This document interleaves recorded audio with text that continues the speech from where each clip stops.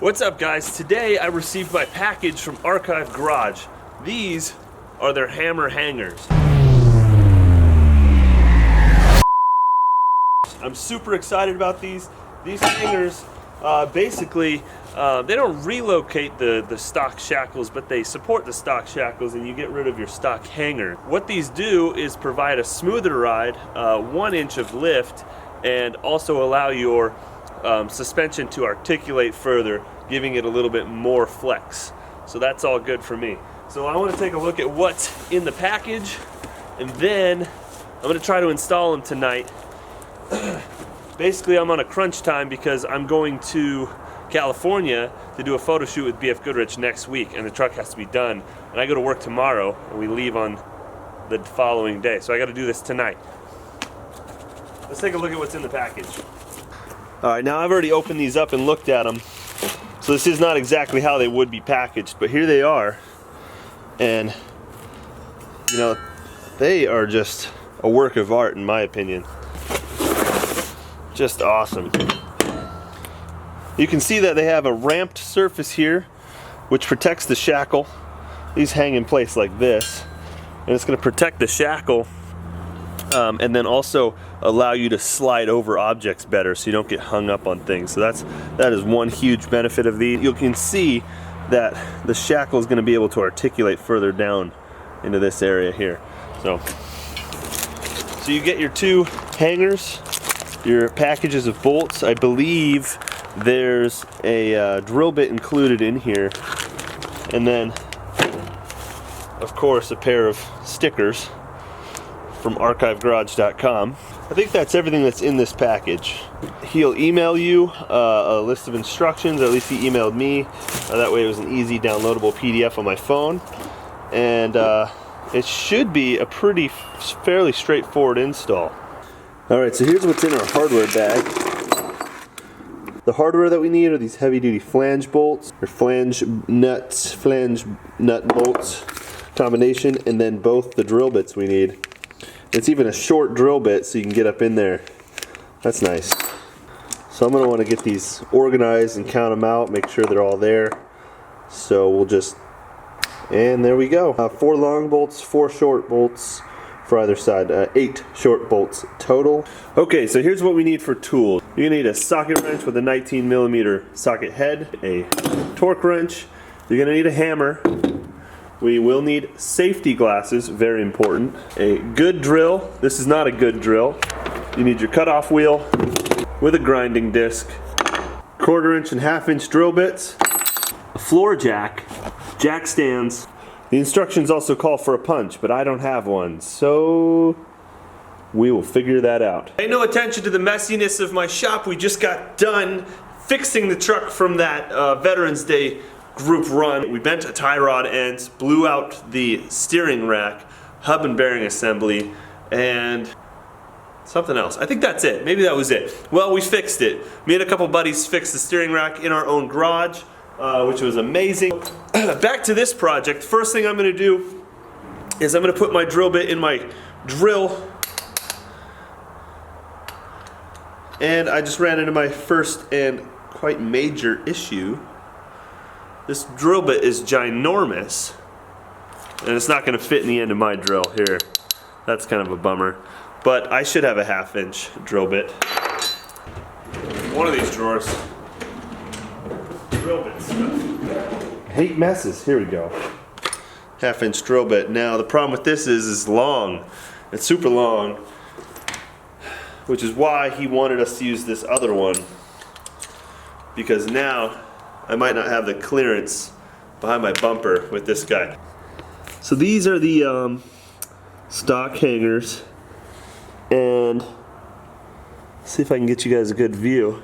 Right here is one of the rivets that we're going to be cutting out, up here and back there. Side. We need to remove this spare tire though.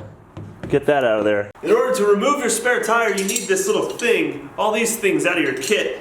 It's in the back seat under your truck, and you're gonna affix this special key to the end of this hook, okay? And it's gonna go in this hole right above your bumper. And if you have a stock bumper, this hole's pretty much in the same location. This stuff is all inside this little pouch. Then you're just going to put the end of your wrench on here. Unscrew this bad boy. Down she comes, just like that. Totally cool spare tire holder. I'm pretty much done with that tire, so if anybody here on YouTube wants to buy that, just hit me up in the comment section below. Give me a great deal. You're gonna want to put a block in front of your front tires, just for safety. And make sure your e-brake is pulled. Okay, so I've jacked the truck way up and put the long jack stands in the front. You're supposed to use a set in the back. I don't have a set, so do not take my recommendation for it. I'm just using the jack.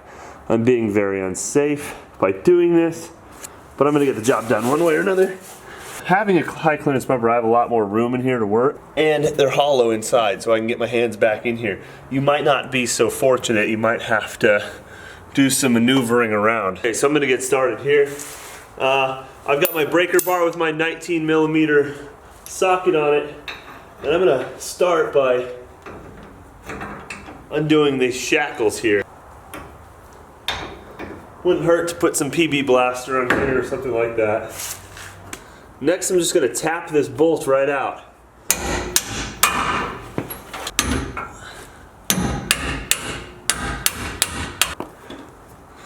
There's definitely still some tension on the spring. I'm going to maneuver my jack a little bit here, see if I can get some tension off this spring to get this bolt out. Alright, let's see if that helped or hurt. Whoop, getting there. Alright, so I got the bolts loose. Now I need to cut these rivets out. I think they're rivets, some kind of weld or something, but I'm going to get my grinder up in there and cut them off. And I think I'm going to start with a cutting wheel and then use the grinding wheel to get them flat. Alright, just like with everything, it's best to wear your gloves and glasses for safety. This is always weird, heart-wrenching.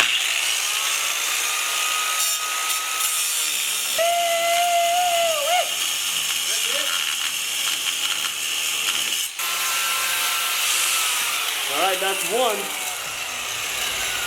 These type of jobs where you got to do a lot of cutting and grinding, you'll find that it's way more relaxing and easier going if you just use earplugs. I don't have earplugs today, so I'll show you a little trick that I do when I go shooting. You just take a 9mm bullet or casing, and you would think you'd put it in hollow tip in, but I've found you get better pluggage putting the back of the casing in. There we go.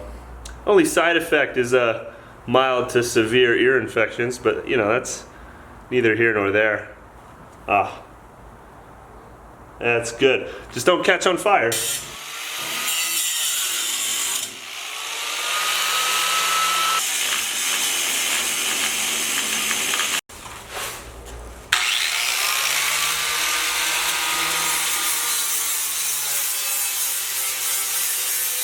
I'm gonna try this air hammer here, see if I can't punch this one out. We'll try. I don't think so though.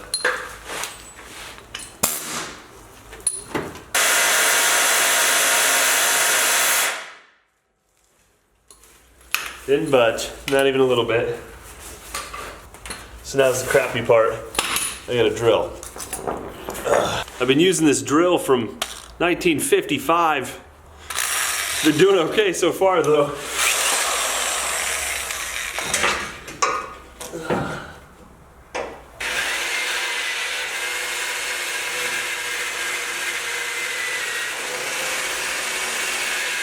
I've been using a combination of like every tool I have. It's coming along okay, using an angle grinder and a drill mostly. I kept trying different tools to see if I could get out of drilling, but there really was there's no way to get out of the drilling. So I finally got one of the hangers off. Now pretty much I had to drill all these things out. I tried using an air hammer to pound out the the rivets, and it worked for one of them, and that's it.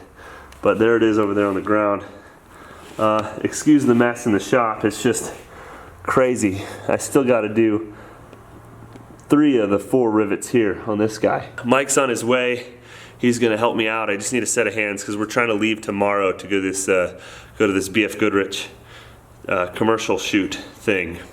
So I'm really glad I have a spare set of hands to help me out. So there's the rivet that I'm going to be attacking next.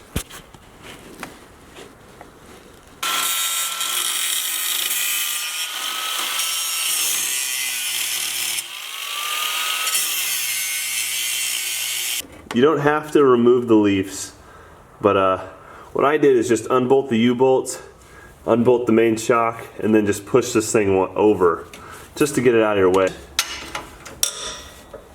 Oh, these are dirty.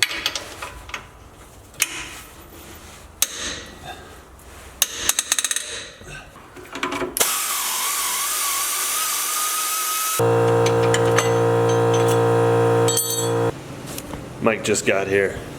Oh. Yeah, bro. What's up, man? Dude, couldn't get out of Lacey, it was fucking traffic. Really? Oh, nice hat. Hey. How you going? Alright. This is my makeshift jack press thing.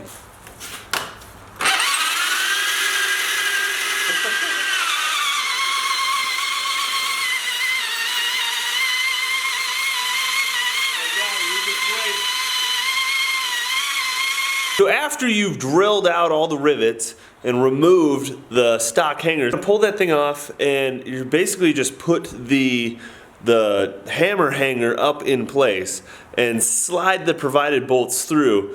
You might have to auger out those holes a little bit. I used a step drill, and that worked pretty well. All right, there we go. This side is installed. It is looking good. Basically, you're just going to use the 4 bolts that are provided here, here, and here, right where you removed your rivets, and it's just a bolt and a nut on either side. Pretty straightforward. And then what we did was just lowered the diff down, which brought the spring right into place, and we put our bolt right through our stock shackle, and everything hangs there. All right, here's the driver's side. Should be good to go. And that's pretty much it for the install. Thanks for bearing with me. If you watch my channel, you know that I don't always do install videos. Not really my thing. It's definitely not how-to videos. I just get too bored doing how-to videos. I'll show you kind of how I did it. Show you that it's pretty quick and easy, pretty painless for the most part. I'll do a review at a different time after I get a chance to break them in a little bit and test them out, but they look awesome. I'm really excited to test them out and put them to use. Again, I'm sorry about this terrible. This lighting is awful. I'll tell you guys how they work out, and I'll do a review at a different time. Right now, my suspension is limited by my rear shocks, so there's really no point in testing the flex. I know it's not going to be awesome because my shocks are too short, so I will get back to you at a different time and let you know. Alrighty, cool. Thanks for watching. Be sure to subscribe if you feel so inclined. I would appreciate that. And you have yourself a wonderful day.